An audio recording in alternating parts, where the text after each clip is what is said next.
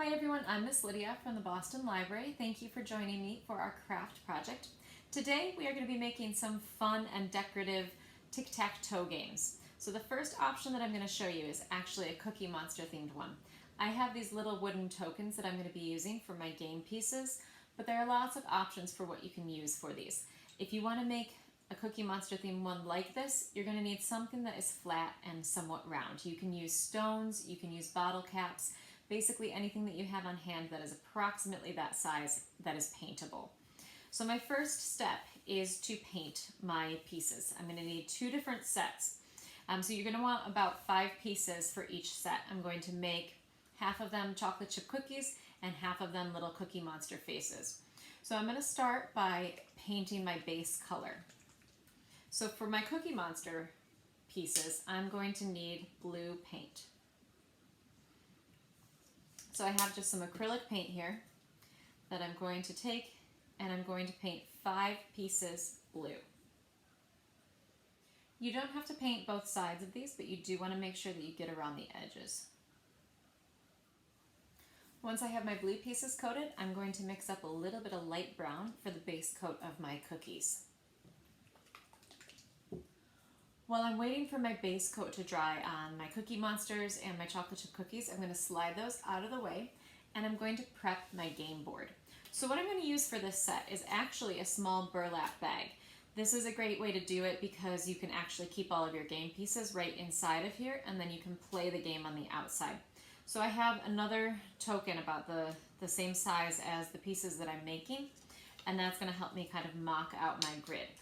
So I've placed a piece of tin foil inside of the burlap bag just to keep the marker from bleeding through.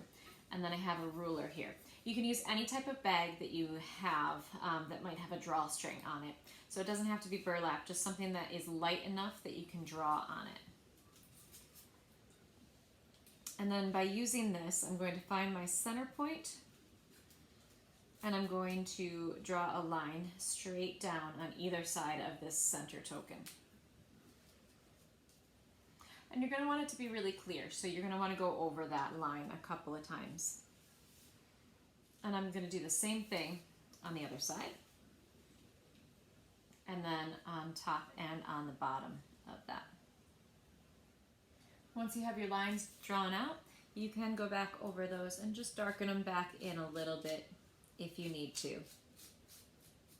And as soon as that ink is dry, you can take your tin foil out. So there you have your tic-tac-toe board.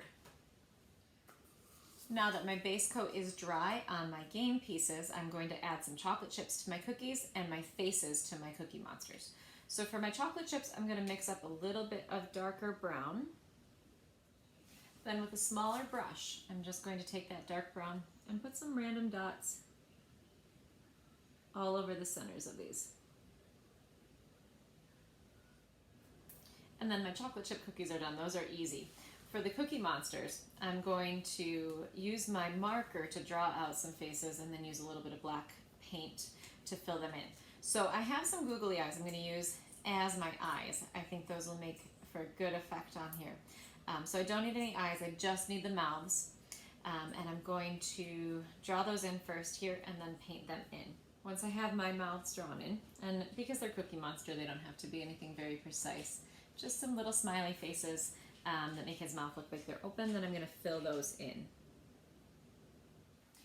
Once my mouths are on, they look like that. So again, not too precise there. And then I'm going to take my small googly eyes and glue those on to complete the faces. You can use any type of glue for this, but hot glue works well and quickly. And once the eyes are glued on, they look like that. So then with my bag as my game board and my 2 different colored pieces, I have my tic-tac-toe game all set to go. And then the great thing about that is once all your paint's completely dry, you can just stick them right in the bag, close up that drawstring, and you have a game that you can take anywhere with you. Another board that I have to show you is a celestial theme. So I have some stars and moons that I'm going to use as my game pieces. These are just little wooden stars that I've painted gold. So those are going to be all set to go for the star pieces. For my moons, I have those same wooden tokens that I had used for the previous game, but this time I sprayed them a silver spray paint. And then I'm going to add just some black circles into that, or dark gray. Kind of depends on your mood on these. So I'm going to mix just a little bit of white into my black paint here. Lighten it up just a little bit. Once I have a little bit of a lighter gray mixed up here, I'm going to just kind of create a very random shape across these. And then what I'm going to do, so that that doesn't turn out too dark, is I'm going to flip it over and kind of rub a bit of that off. And then I get something that looks a bit more like that. So rather than it just being a full-on silver, it looks a little more moon-like. If you're using acrylic paint, you do have to be fairly quick in wiping it off because it will dry very quickly. Once I have that little bit of shading done on those moons, I'm ready to make my game board. So for this one, I have a frame, basically, one of those cardboard frames. You could use any piece of cardboard that you have. This one's just nice because it closes back up. And then I printed off a colored piece of paper that looks like a galaxy. So I'm going to actually size that. I'm going to cut that so that it'll go over this entire piece. For this one, I'm not using this frame shape, so you could actually remove that, or you can just go right over top of it. So I'm going to use the front of my game board as a template, and then I'm going to trace that out. So I'm going to pick which part of my image I really want to be my game board. Kind of line that up. And then just trace it out. And then I'm going to cut that out. Whatever image you use, you want to make sure that it is light enough that you can still draw your tic-tac-toe grid over top of it. So just to make it a little easier before I place that inside, I am going to draw out my grid. So again, kind of using these pieces as a template. Or another option that you can do is to fold it in thirds and then use that as your line. Once my grid is drawn out, I'm going to glue that into my frame. You can use any type of glue you have or Mod Podge. I'm just going to kind of tack down the corners with a bit of hot glue. And then if you wanted to, you could also put a protective layer over top of that. You could put a layer of Mod Podge over it. You could put a clear coat, even just a clear page protector if you cut it to the right size to place over top of that. None of that's necessary unless you think it might get wet. And then with my star and moon game pieces, you have your finished product. This one doesn't have its own carrying case, but you can either just kind of close it up like that, you can stick it in its own bag, or save those pieces separately.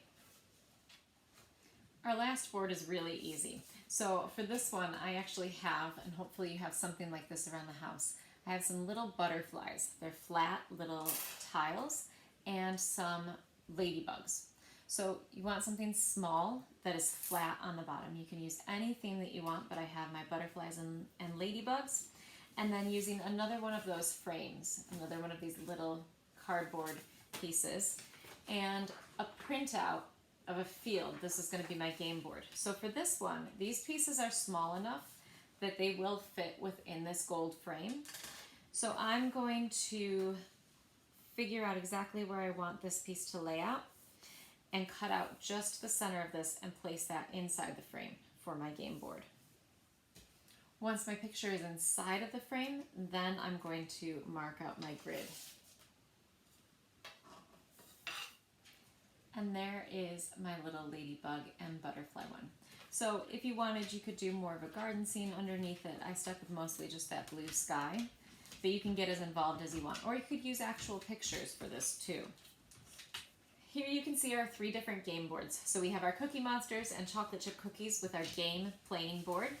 We have our stars and moons with our space background, and our ladybugs and butterflies with a bit of our garden and sky background.